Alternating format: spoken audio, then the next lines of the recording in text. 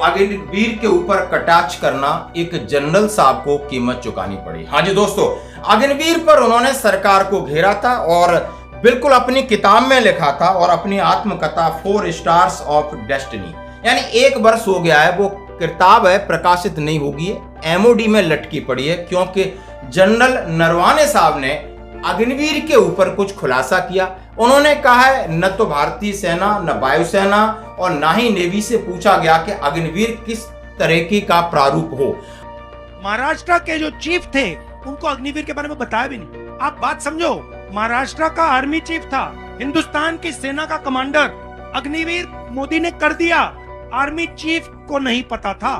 के भी इनपुट थे जब स्कीम फाइनली अनाउंस हुआ, ये नहीं कि वो हमें मालूम नहीं था कि ये आने वाला है। और जब ये प्रारूप सामने आया इस तरीके का 2022 में, हमने इसका विरोध किया, इसमें हमने कुछ सुझाव दिए और सुझाव की बात इस किताब में उन्होंने सीधा सीधा लिखा है कि हम चाहते थे कि 75% अग्निवीर हैं वो रिटेन किए जाएं, 25% को बाहर किया जाए और सरकार 20,000 रुपए महीना उन्हें मासिक वेतन दे रही थी। मैं बोला ये बहुत कम है, हमने 30,000 की उनसे बात की, लेकिन दोस्तों सीधा सीधा सरकार ने हमारी बात को नहीं माना और आनन फानन में अग्निवीर स्कीम को लागू कर दिया।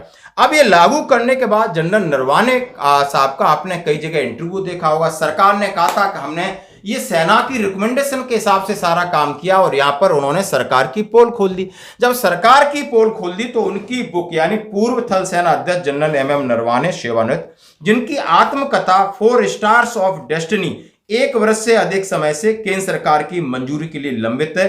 शनिवार को उन्होंने कहा है मेरा काम था पुस्तक लिखना, अब रक्षा मंत्रालय से अनुमति लेनी थी, अब आगे क्या काम होता है हमें नहीं पता और हमने जो चीजें लिखनी थी वो लिख दी। तो दोस्तों और ये बात हुई थी, उन्होंने जून 2022 में शुरू की गई अग्निपथ भर्ती योजना पर टिप्पणी की। नरवणे साहब ने खुलासा किया कि सेना ने अल्पकालिक भर्तियों में से 75% को दीर्घकालिक रूप से बनाए रखने का प्रस्ताव रखा था, लेकिन अंतिम मॉडल में 4 साल के बाद 25% को ही रखा गया। इसमें हमारी राय नहीं ली गई, जिसमें 20,000 का प्रारंभिक वेतन था। अपनी जान जोखिम में डालने वाले सैनिकों के लिए यह कतई स्वीकार नहीं है कि 20,000 में कोई अपनी जान जोखिम में डाले।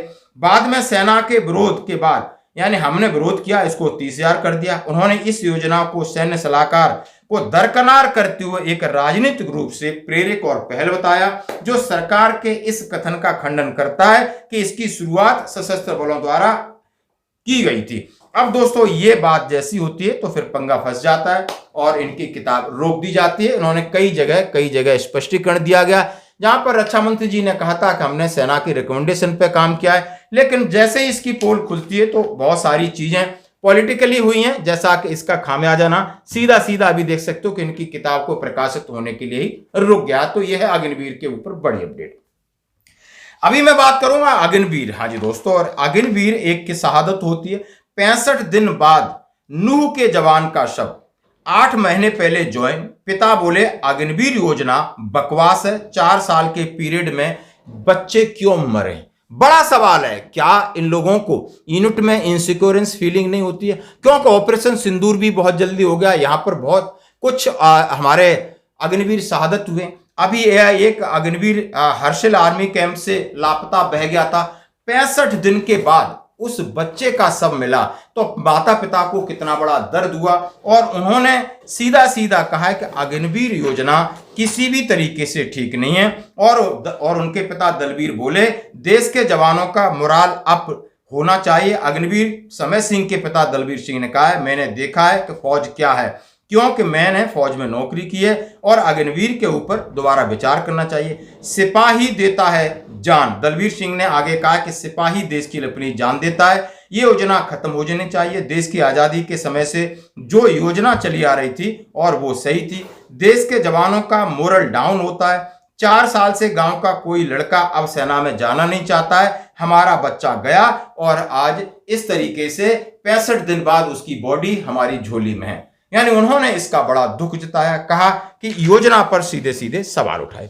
अब दोस्तों इतनी बात होने के बाद हंगामा होता है, कई प्रकार की क्रिटिसिज्म होते हैं और वर्तमान में हमारे जनरल उपेंद्र द्विवेदी साहब ने कहा है कि अभी अग्निवीर में बदलाव होगा और सरकार ने सेना को फ्री हैंड दे दिए। अब फ्री हैंड दे दिए तो सेना की क्या रिकमेंडेशन हो सकती है? जैसा कि कहा जा रहा है लगभग अब वही चीज है जो नरवाने साहब ने कहा, जैसा कहा जा रहा है कि 70-80% लोग रिटेन हो सकते हैं, और इसमें जो टेक्निकल ट्रेड है इनको सीखने में समय लगता है, उनको ज्यादा संख्या भी उनकी हो सकती है। अब सरकार इस बात को, इस पंगे को, यानी जो सरकार की किरकिरी हुई है कि अग्निवीर को लेकर के, अब वो सेना के ऊपर डालकर अपना पीछा छुड़ा रही है, क्योंकि सरकार ने अभी तक कभी भी किसी भी चुनाव रैली में ये नहीं छाती ठोक के कहा कि हमने अग्निवीर योजना ला करके सेना का बहुत अच्छा काम किया। बहुत सारे बदलाव की बात कहते हैं, स्किल की, इक्विपमेंट की, और जिनका हम सब लोग स्वागत करते हैं, लेकिन अग्निवीर के बदलाव को कहने से वो बचते हैं। श्रेय तो कहां मिलेगा,